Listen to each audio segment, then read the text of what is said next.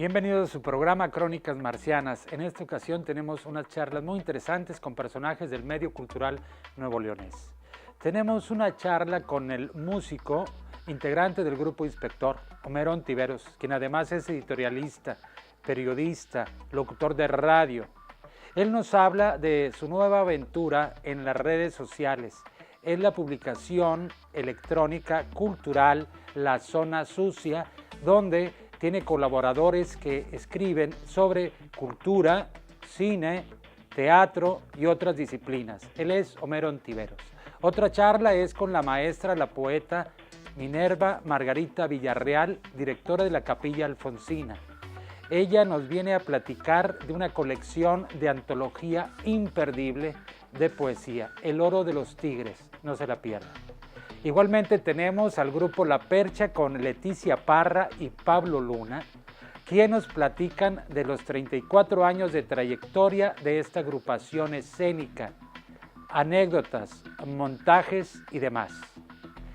Estamos en su programa Crónicas Marcianas. Recuerde, es para usted. No se lo pierda. Bienvenidos.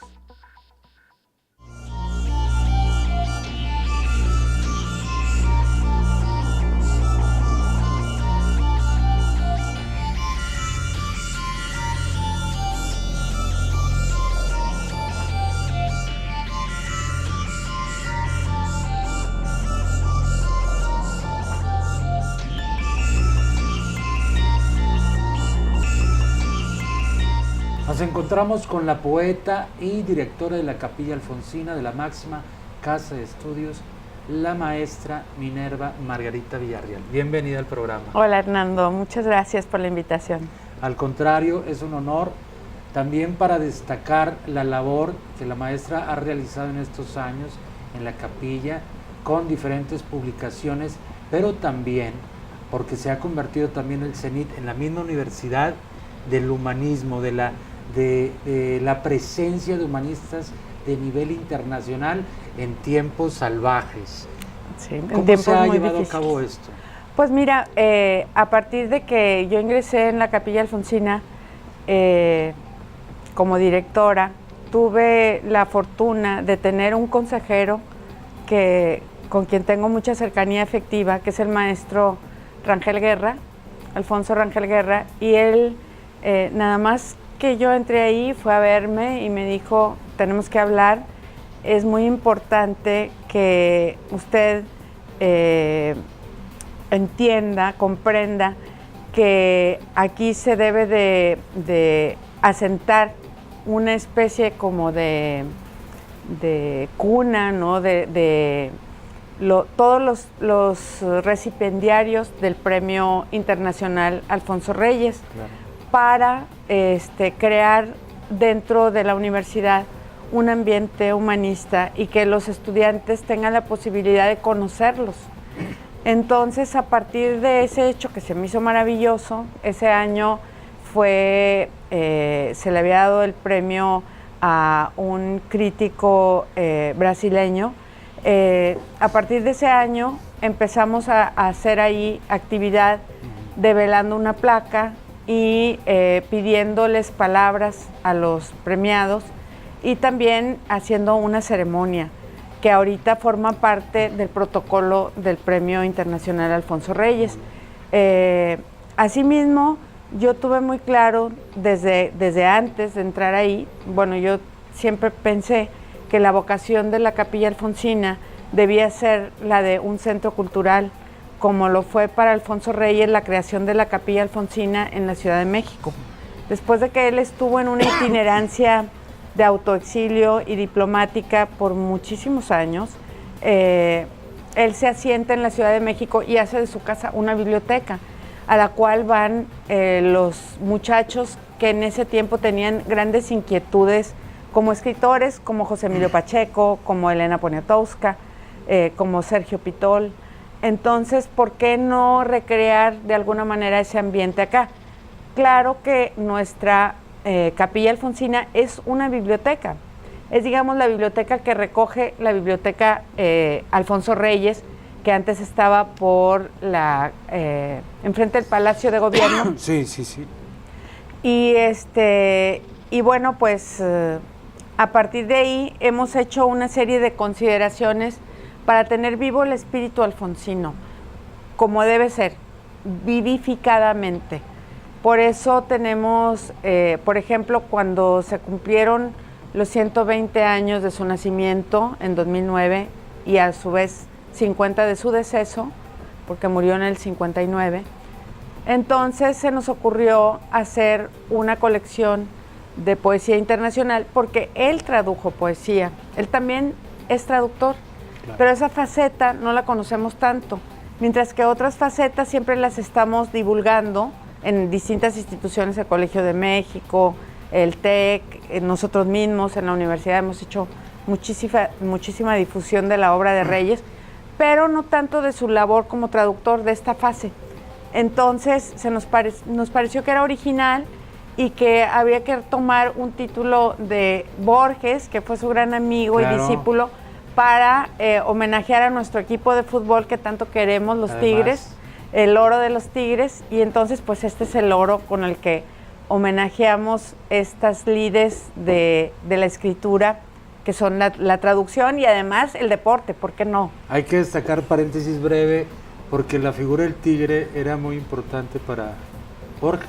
Para Borges era importantísima, fue crucial, ¿no? Es como un símbolo de su escritura, de la fiereza, del arraigo, pues la fuerza que en un momento dado puede tener la impronta de la escritura en la vida de alguien, ¿verdad? Claro. Es maravilloso Borges. Y el símbolo, el oro, sí, porque estos libros son un verdadero tesoro para aquellos amantes de las letras. Recuerden, se llama colección. ¿Y cuántas ediciones van? Van 6 ediciones. En cada cajita, son cajitas que podemos abrirlas. Sí, en cada cajita vienen varios libros. Se ha hecho un trabajo muy especial, sí, en términos de lo que es la presentación, el diseño. Son libros muy queridos, sí, diseñados con mucha minuciosidad, mucho trabajo, mucha, sí, delicadeza. Y entonces aquí tenemos la posibilidad de encontrarnos con poetas de talla internacional. Es una colección de poesía internacional en la que están varios premios Nobel, aquí, como Milos, por ejemplo, y están futuros premios Nobel también. Ahorita tengo la maravillosa y grata noticia de contar con la anuencia de los agentes de la poeta Anne Carson para nuestro próximo oro tener una edición de su obra. Entonces, pues estamos muy contentos. Sí es un gol. Y aquí, bueno, pues tenemos, por ejemplo, este libro es muy importante. Sí. Es un legado que nos hizo el maestro Sergio Pitol, es un legado que nos hizo Tomás Segovia de la traducción de Víctor Hugo que él hizo desde muy joven, de Dios. Es un solo poema. Este libro es un solo poema, amplísimo. ¿En qué año estuvo el maestro Tomás? ¿Lo recordamos?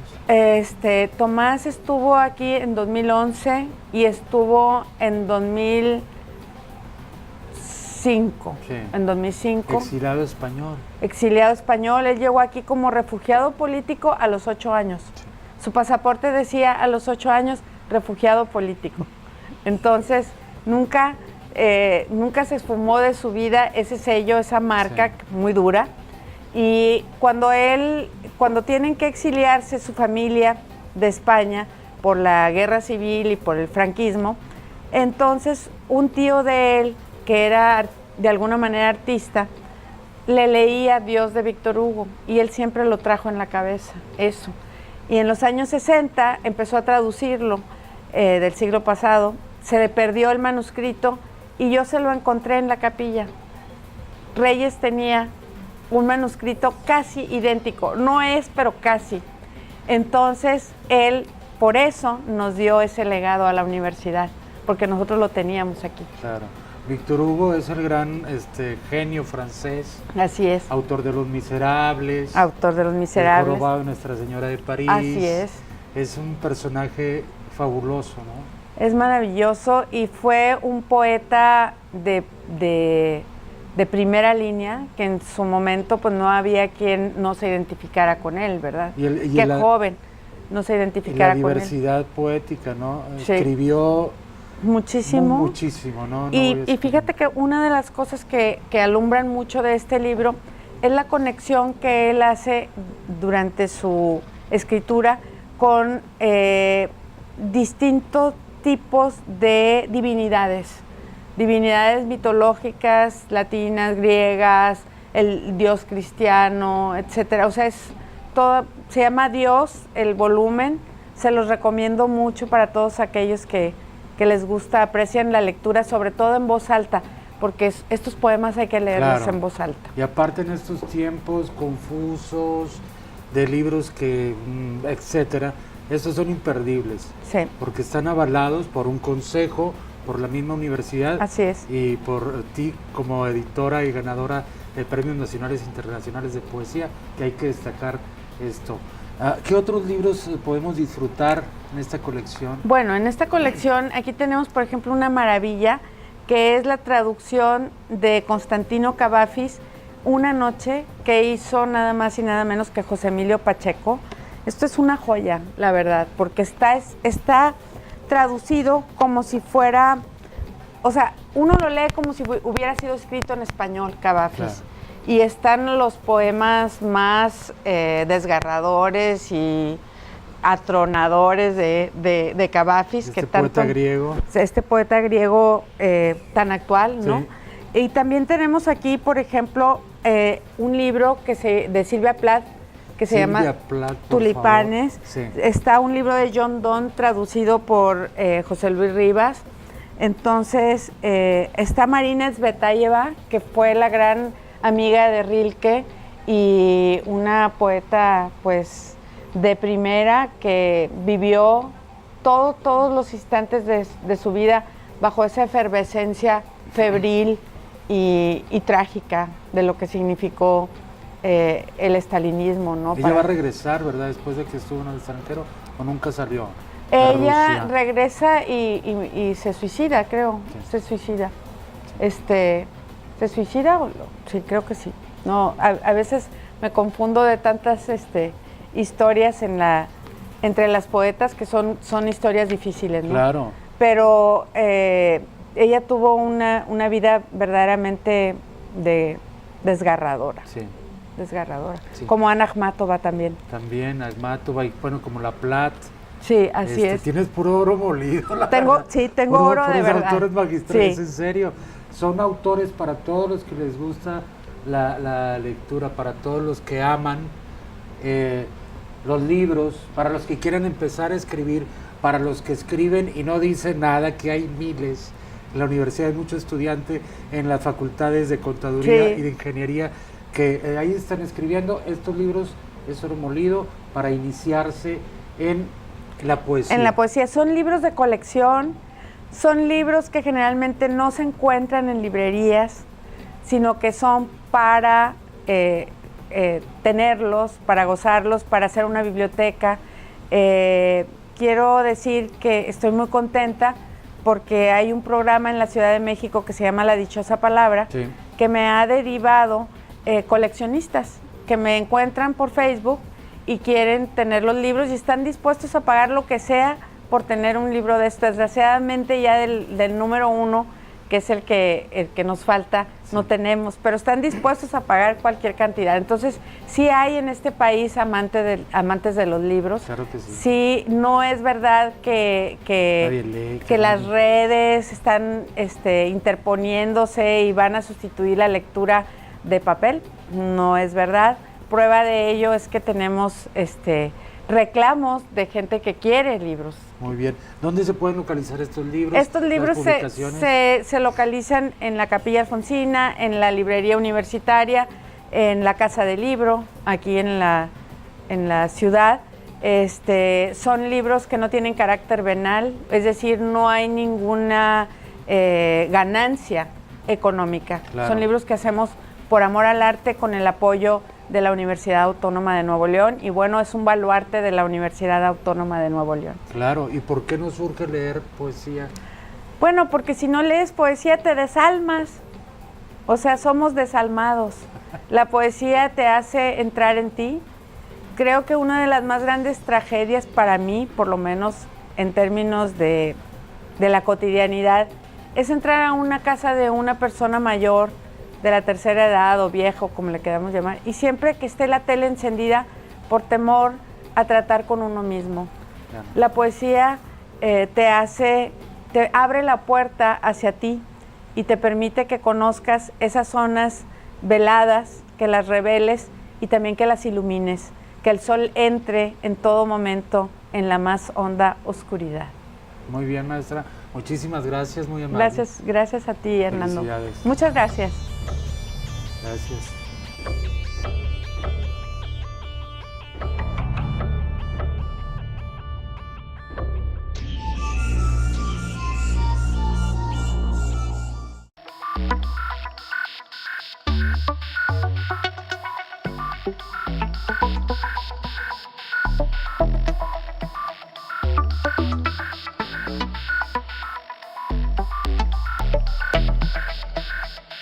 Nos encontramos con Homero Ontiveros, que es músico, integrante del grupo Inspector, por un lado, locutor de radio.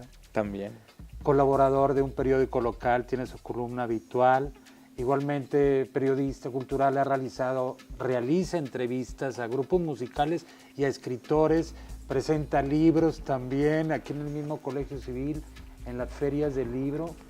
Dicen que lavo carros también. Sí, también. También Además, lo que nos compete, que también me interesa mucho, porque hablar de las giras, pues se la pasan muy bien ahí con el grupo Inspector. Lo mismo estar en Estados Unidos que en Europa. Felicidades, por cierto. Gracias. Que también ya llevan 25 años o 20, ¿no? Llevamos 22 años, ya imagínate, 22 años viajando, dice la gente. Qué padre que ustedes estén viajando todo el tiempo. Y uno dice, no, yo quiero estar en mi casa ya, ¿no? Ya no quiero viajar tanto. Pero sí, afortunadamente podemos conocer muchos lugares y personas también. Claro. En medio de todas estas aventuras de un próximo libro que está planteando, se llama La Zona Sucia, que es una publicación digital cultural. Exactamente. Es una publicación que acabamos de lanzar, una página web, otros compañeros y yo. Y fíjate que es bien extraño. Bueno, esta página lo que intentamos es vaciar, digamos, un poco de información sobre música, cultura, arte, englobar un poco estos temas. ¿Qué es lo que sucede? Que hay algunas publicaciones muy interesantes que se hacen aquí en la localidad. En el terreno de la cultura y del arte van un poco más hacia el lado académico, van más como en este sentido, y nosotros lo que buscamos es darle un enfoque más periodístico, pero sobre todo también que de alguna forma sirva como una plataforma para que los jóvenes y los no tan jóvenes también comiencen a escribir estos temas, porque resulta que no hay mucha gente que esté escribiendo sobre música, por ejemplo. Periodistas musicales en la ciudad, no hay pocos, hay muy pocos, ¿no? Y es extraño porque la música está en todos lados, hay gente que incluso hasta se baña con música. Sí. Entonces es importante que hablemos de todas esas cosas, ¿no? Luego por eso, en pleno 2017 se sigue creyendo que ser músico es un hobby y no precisamente un oficio y una profesión. Claro. Entonces es importante que hablemos de todas estas cosas, pero invitar también a que la gente escriba y hable sobre estos temas. Extrañamente, esto viene a partir de... La decisión final se toma a partir de la FIL de este año, de la Feria del Libro, porque en lo personal me tocó realizar entrevistas a una buena cantidad de escritores, tener temas que me parece que eran importantes, y el problema fue que luego no encontré dónde publicarlos. Digo, tengo una columna semanal, pero no es suficiente para eso. Y cuando estuve buscando otros espacios, pues me topé con que realmente a los medios dominantes no les interesa este tipo de información que tenga que ver con la literatura, con el teatro, con la danza. Realmente no hay mucho interés, ¿no? Entonces dije, bueno, ¿qué es lo que sucede? Bueno, pues entonces busquemos generar un espacio, pero un espacio que parta, sí, desde el rigor periodístico o por lo menos intentar tener el máximo rigor en cuanto a la información. Uh-huh. Y estás abriendo este medio. Fíjate, llevamos pocos días, llevamos 4 días y al día de hoy la página se cayó toda la mañana.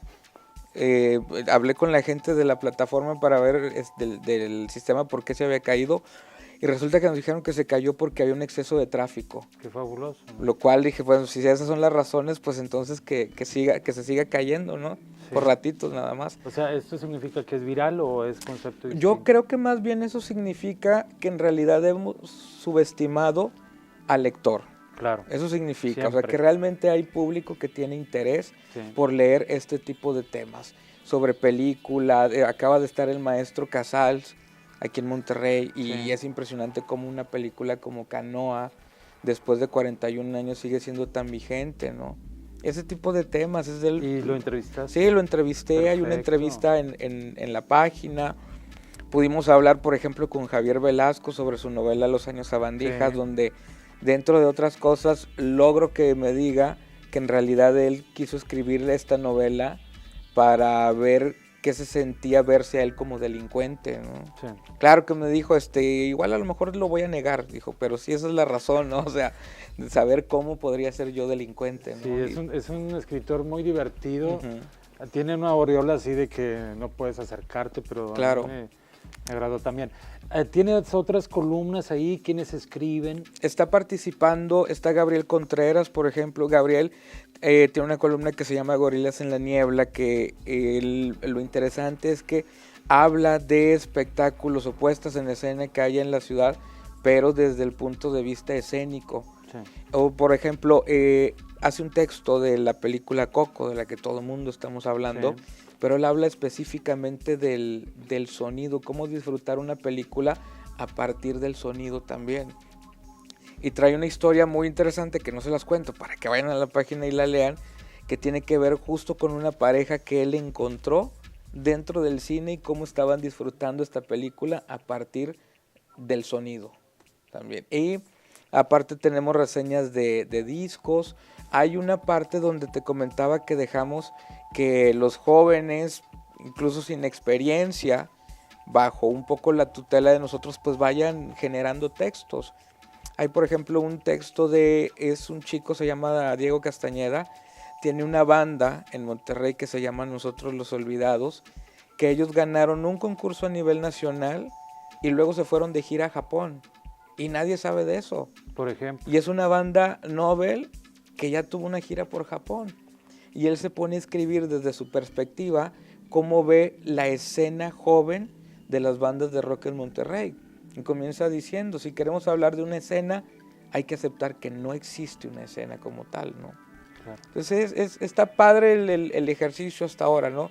Digo, tiene la parte de quienes ya hemos hecho esto de alguna forma, pero también darle la entrada a quienes tengan el interés de hacerlo y que busquen un espacio. Precisamente las nuevas generaciones que están buscando su propia identidad, que en ocasiones no es la pasada o la que nosotros vimos, sino algo fusión o algo distinto en la red, ¿no? Claro, sobre todo se trata de entenderlos. Creo que hemos juzgado demasiado a las nuevas generaciones y en realidad poco nos hemos dado el tiempo de entenderlos y de escucharlos. Luego de pronto te llevas sorpresas de ver la manera en la que ellos perciben su realidad o su entorno. Claro. Y es interesante también, ¿no? Siempre estamos con esta forma de quererles poner el ejemplo de cómo fue antes. Y yo me he preguntado, ¿realmente nuestros tiempos han sido mejores? O hay que habituarse a la nueva realidad, a la era Trump le llaman, ¿no? Exactamente. Y en estas nuevas realidades, por ejemplo, y esto es una de las razones por la que iniciamos también esta página web. Pongamos un ejemplo, un escritor como Ruy Sánchez, ¿no? Sí. Que es un escritor que ha sido publicado en N cantidad de países. Yo puedo llegar a él, entrevistarlo y puedo identificarme del periódico en el que colaboro semanalmente. Me van a decir, ok, tienes la entrevista. Pero ¿qué pasa si llego yo y le digo, ¿sabes qué? Vengo de mi propio blog. probablemente no me vayan a dar esa oportunidad de entrevistarlo. Sin embargo, él que espera que su información salga en ese medio conocido, el medio conocido va a decir, pues es que realmente no me interesa esa información. Entonces entramos en un triángulo de desamor bizarro en el cual el artista busca el medio dominante, pero el medio dominante no le interesa lo que tenga que decir el mundo del arte y de la cultura, pero a ese mismo tiempo el artista pues no le da el suficiente interés a los medios alternativos o independientes. Claro. Entonces es una forma en la que tenemos que cuadrar, que también eso no es gratuito. Sí. Muchos de los medios alternativos digitales pues de lo que carecen es de rigor y de profesionalismo. Entonces, además, ¿verdad? Es un triángulo extraño. Exacto, sin embargo, estamos, como decía alguien, estamos viviendo una época digital que aún no, a los que somos de alguna generación, no la aceptamos del todo.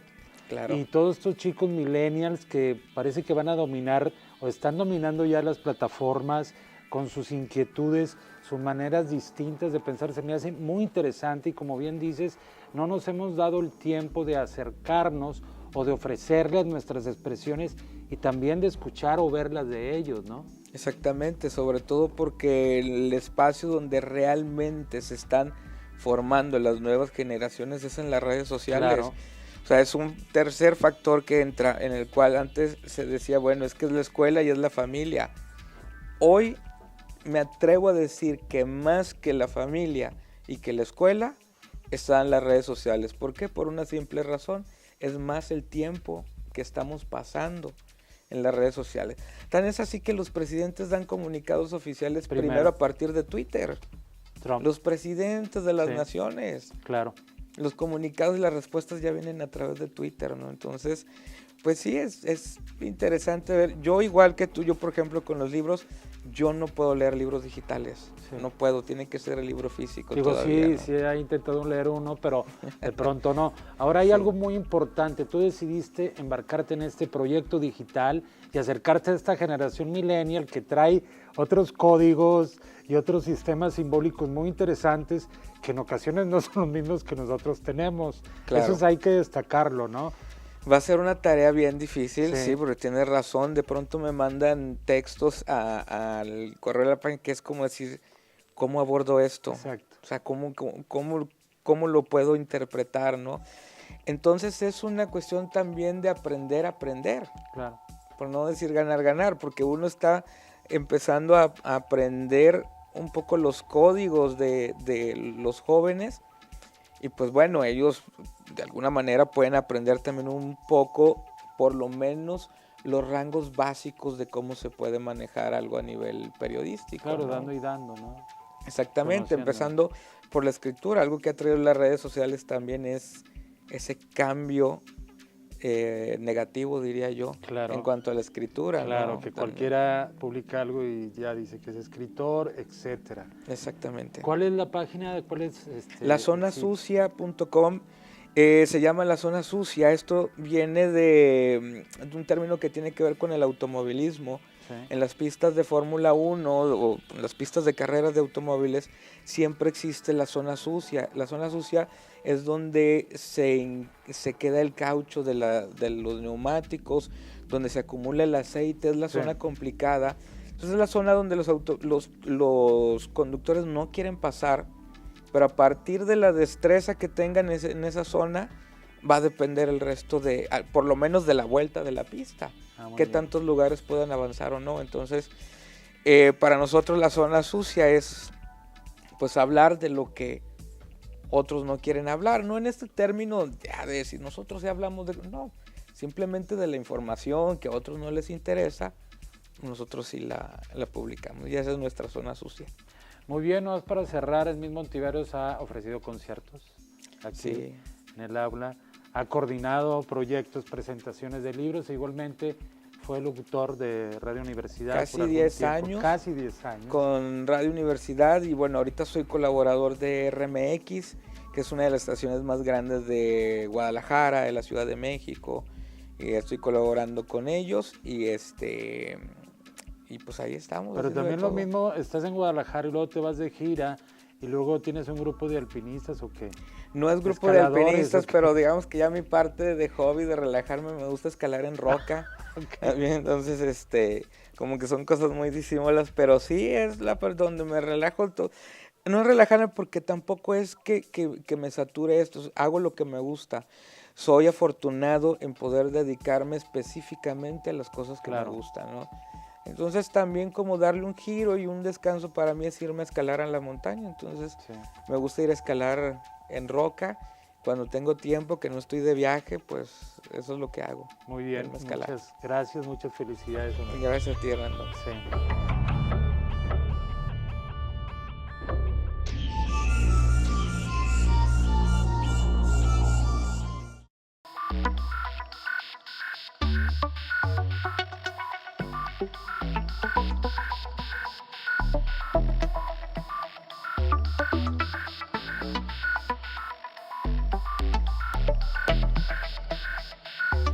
Nos encontramos con Leticia Parra y Pablo Luna, codirectores, co-realizadores, actores, hacedores de La Percha Teatro. Bienvenidos al programa de Crónicas Marcianas.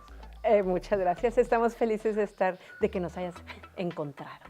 Sí, y yo me siento muy honrado de estar con una de las agrupaciones de mayor constancia en la entidad, porque están cumpliendo 34 años de Correcto. trayectoria. Correcto. Se dice fácil, ¿verdad? Sí, pero hay, bueno, pues un gran recuento de trabajo, de experiencias, de colegas, en todos los terrenos que implica el teatro, ¿verdad? Directores, actores, escenógrafos, utileros, etcétera, etcétera, etcétera. De memorias, me han platicado, pero también lo vi, de que el grupo La Percha fue de los primeros que llegó a la Gran Plaza y empezó a montar aquellos espectáculos escénicos o dinámicas o obras de teatro, primordialmente, ¿no? Sí, pues como nacimos como mimos, desde el principio hemos tenido como un carácter muy de juglares.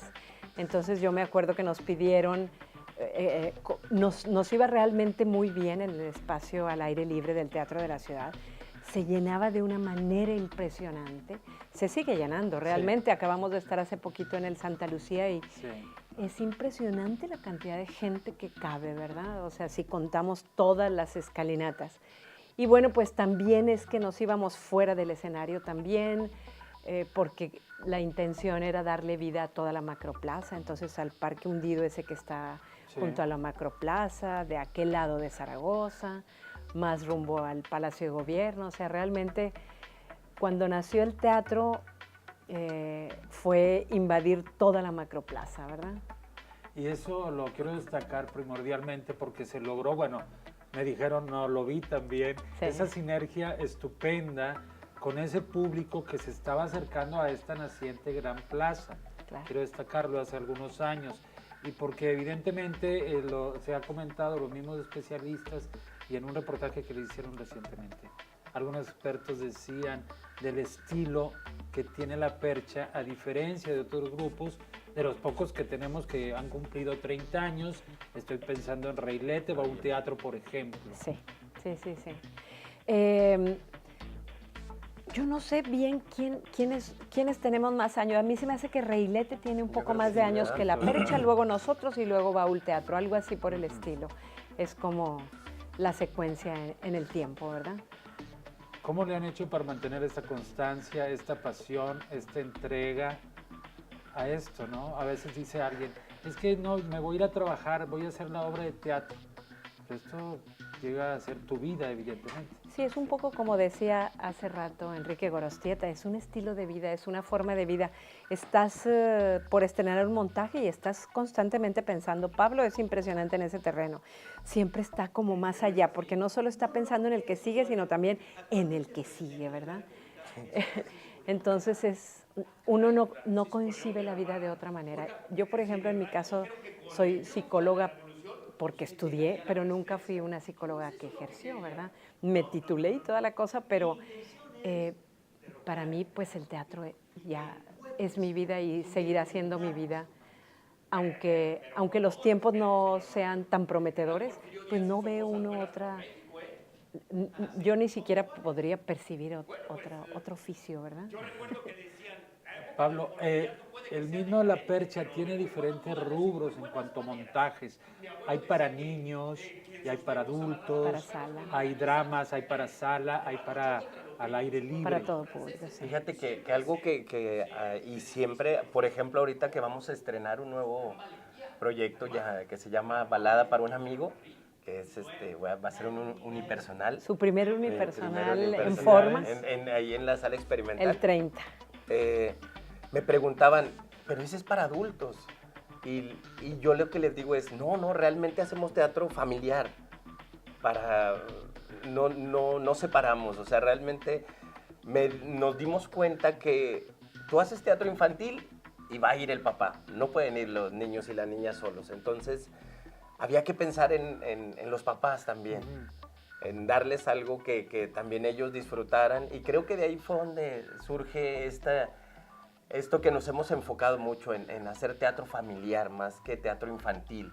Sí, ¿verdad? Eso es muy, muy importante que lo señalas, porque hemos visto el trabajo de La Percha precisamente con obras familiares, además con esta preparación de ustedes para estar interactuando, lo mismo con los padres que con los niños. Claro. Porque dices tú, no es que es una obra infantil y te vas directamente con los niños, ¿no? Claro. Ahora, esa sinergia para estar trabajando en espacios muy pequeños y que la gente empiece a acercarse, porque los niños quieren tocarte a ti como el personaje que Claro. estás haciendo.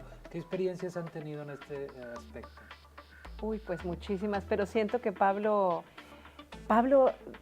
yo del 2010 para acá actúo un poco menos. Pero bueno, pues hay una serie de anécdotas y como Pablo está más activo, yo creo que tú debías de contar experiencias.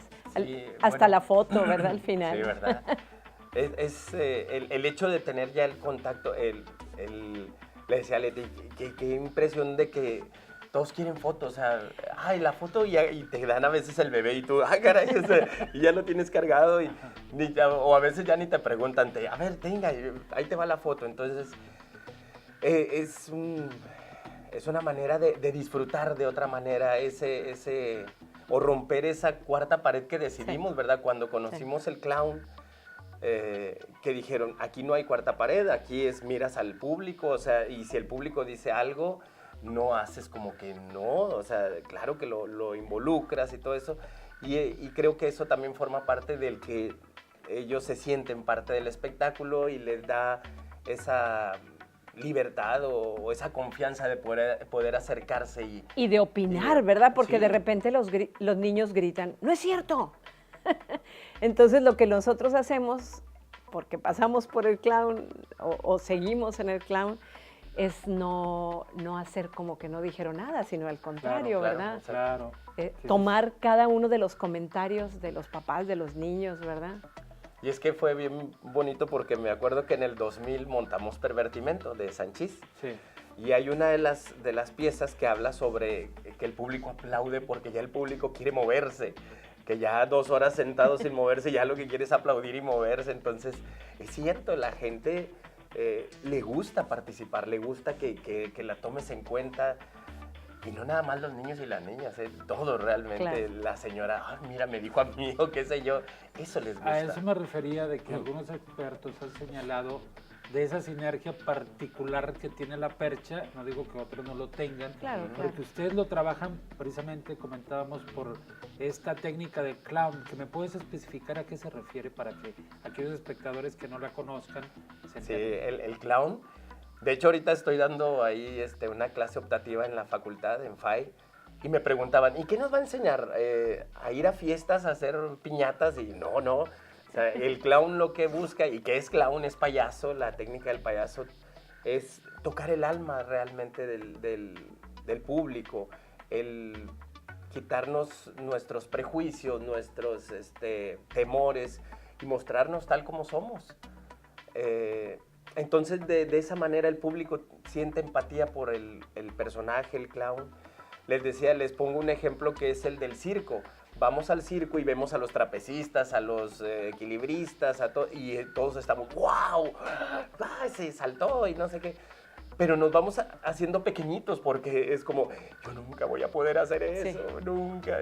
Y de pronto en el intermedio aparece el clown y se cae y se golpea y uno como público vuelve a tomar su nivel, ¿verdad? Ah, él es más tonto que yo. Claro. Entonces le da satisfacción al público. Además, bueno, tú de adulto empiezas a ver cómo se divierten los niños y dices, se le está pasando fabuloso, ¿no? Así es. Pero no puedo porque como soy adulto no puedo ponerme a saltar. Sin embargo, en los montajes de ustedes hay un planteamiento de libertad, evidentemente hay un guión y hay una dirección. Pero es lo que dices tú, hay una convivencia, ¿no? Hay un sentido lúdico, juguetón.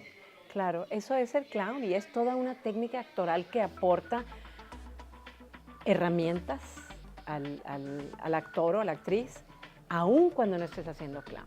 Porque es como tener conciencia de todas las sutilezas que pasan, no solo aquí con el actor con el que estoy interactuando, sino con lo que está pasando de aquel lado, ¿verdad? Es como tener todas las antenas abiertas, más allá de la cuarta pared también. Claro, es otro aspecto importante que dicen los estudiosos. Por ejemplo, vamos a hablar precisamente de la expresión corporal, pero eso lo vamos a hacer en unos minutos más tarde cuando continuamos con su programa de Crónicas Marcianas en la entrevista con el grupo La Percha, con Leticia Parra y Pablo Luna. En un momento continuamos. Gracias.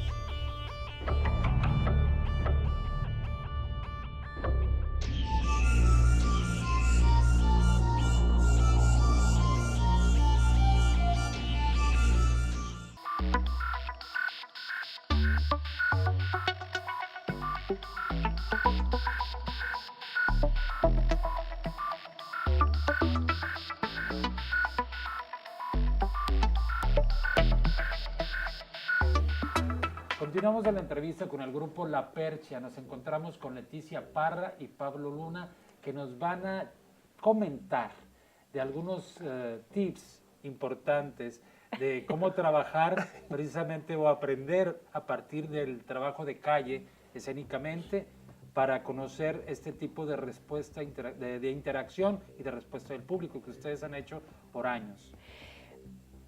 Hay mucho aprendizaje en el trabajo fuera de la sala, porque en el trabajo de sala tienes controladas muchas cosas, la fuente de luz, el sonido, lo pruebas y sabes qué tanto tu voz llega hasta la última butaca, etcétera, etcétera. En la calle... El público cómodo. El público cómodo, exactamente. Sentado Sabemos que nos cómodamente. pueden aguantar hasta 2 horas sentados en esa butaca cómoda, ¿verdad? Incluso si se para el público, tú como actor estás con tanta iluminación que ni No, cuenta te das. Sí. Cuando estás en un espacio de calle no convencional, te das cuenta cuando se empiezan a inquietar y tú tienes automáticamente que reaccionar para que no se caiga la curva de atención, ¿verdad? Por ejemplo, esa es una cosa muy importante. Y si te dicen algo, pues tampoco puedes hacer como que no te diste cuenta, ¿verdad? O sea, son reglas distintas. Las reglas de la calle son más rudas, Sí, muchísimo más rudas. Sí. Entonces, una vez que tú dominas el teatro de calle en escena, te sientes súper cobijado y pues más libre, ¿verdad? Claro. Definitivamente es una escuela. La calle es una escuela y una escuela, repito, dura, ¿verdad? Y no es teatro callejero el que hacemos No, realmente. No, Porque no. hay Hay que aclararlo, ¿no? exactamente, Sí. porque el teatro callejero pues tiene otros códigos, ¿verdad? El de nosotros es como un tipo de teatro, por eso hicimos una vez un festival que le llamamos de bolsillo, que es un teatro que puedes presentar aquí, allá, con pocos elementos, donde el peso recae más en el actor o en la actriz. Yo sé. Y además hay otro factor importante que dicen los expertos que ustedes manejan muy bien. O sea, el humor. Evidentemente han hecho dramas, cuestiones familiares, pero el humor, el ir manejando esta técnica, el clown, y el humor, soltar ese momento y atrapar al espectador. ¿Esto se planea, es improvisado o como dicen, son parte de las tablas que dan los años? Pues es un poco todo. Fíjate, ahorita que estamos haciendo este nuevo montaje, sí, muy conscientemente ponemos pequeños elementos de humor, porque siento que el espectador necesita de repente relajarse. Sí. Para volver a establecer una curva dramática Claro, también. razón. O sea, si vas a hablar de algo de carácter trágico, si lo relajas, va a ser muchísimo más fácil que después lo lleves a una situación donde va a perder la vida un personaje, por ejemplo. Entonces nosotros sí conscientemente ponemos pequeños elementos donde la gente se puede relajar, para después también llevarlo otra vez a otra situación que ya no tiene que ver con la risa, ¿verdad? Son de las cosas bonitas que nos han sucedido. Tanta gente que hemos conocido y que ha pasado con nosotros. Por la percha, son innumerables los nombres, Uy, sí, ¿no? sí. Sí, ha sido, bueno, Rosy Rojas, estupenda actriz, Gerardo Dávila, por ¿Cómo no? ejemplo. ¿Cómo no? No quiero decir más porque luego... Sí, porque No, luego no para, se sí, quedan... Sí, sí. ¿por qué no me mencionaste? No, y todas las nuevas generaciones que están ahora trabajando, o sea, no termina uno de aprender porque pues es la convivencia también, Sí. ¿verdad? Te haces de grandes compañeros y amigos. Y creo que eso vida. es en parte lo que nos ha seguido manteniendo, el que nosotros estamos en constante aprendizaje gracias a ellos, a la gente que llega y aprendemos de ellos. Y después se va cambiando, pero creo que eso es uno de las fórmulas. Claro, pero también es uno de los grupos más activos, ¿no? Continuamente tienen presentaciones, lo mismo acá, lo mismo allá. ¿Cuántos montajes llevan, por ejemplo? Fíjate que nunca he hecho el recuento, pero pues en 34 años, es que mínimo son 2 montajes por año. Sí. Mínimo, ¿verdad? Hay años mucho más nutridos. Claro. Y aparte que nosotros, que eso es lo que le ha permitido también a la percha sobrevivir, es que hacemos como cosas alternas, eventos alternos y montajes por pedido, ¿verdad? Sobre solicitud, Perfecto. ¿verdad? Inauguraciones de Ah, estadios, sí. desfiles de inauguración de festivales, Para etcétera. empresas. Exactamente, Sí, exactamente. Entonces, pero digamos que de nosotros mismos mínimo son 2 o 3 al año, ¿verdad? Habría que multiplicar 34 por 3 mínimamente. Quería preguntar, ¿ya tienen el libro del aniversario 34? ¿Ya lo están trabajando?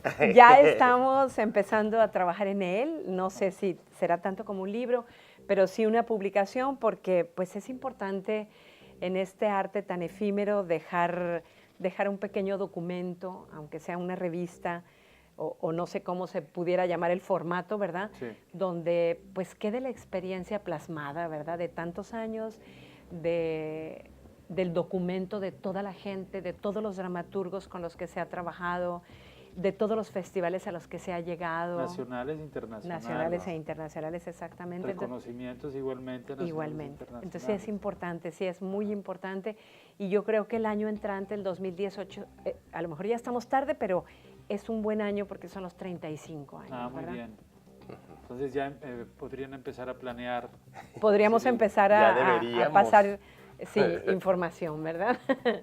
Sí. Había preguntado qué significó, yo sé, varios expertos ya lo han dicho, pero ¿cómo se ven ustedes en el panorama norteño, nacional, mexicano?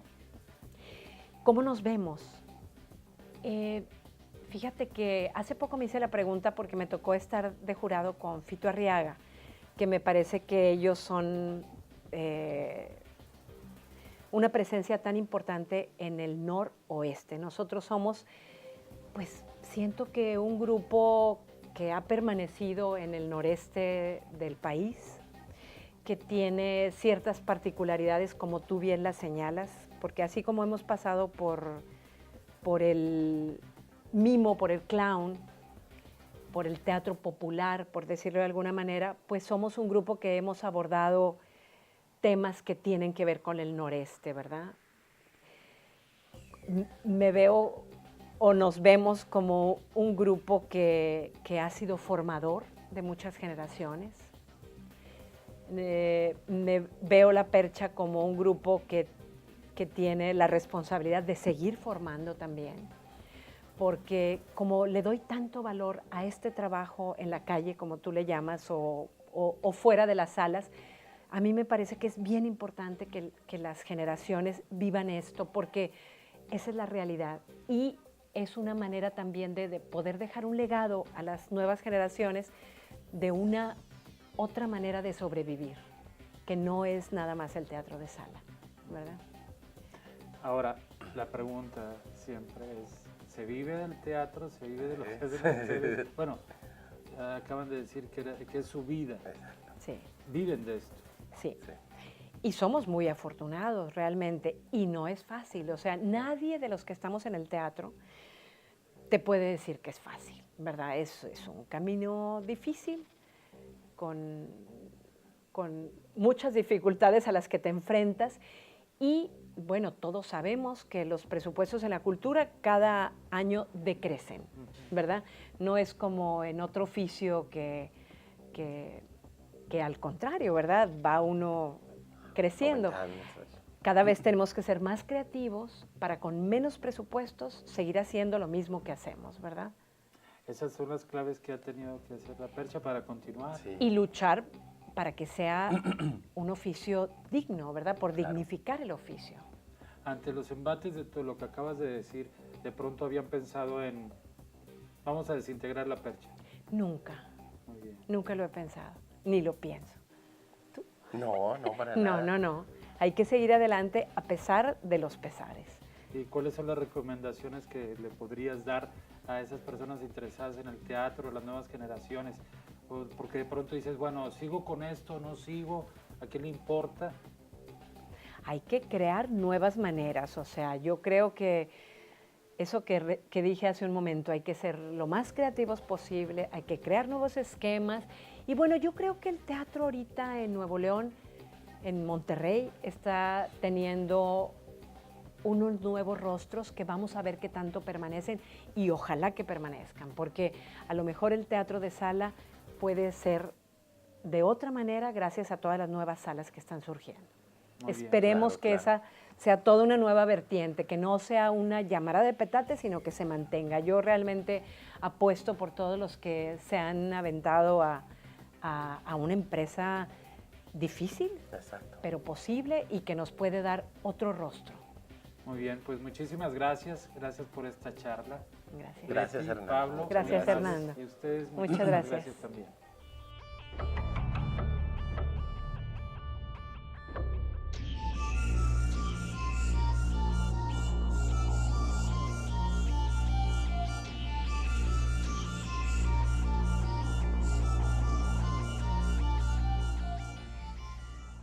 Nos encontramos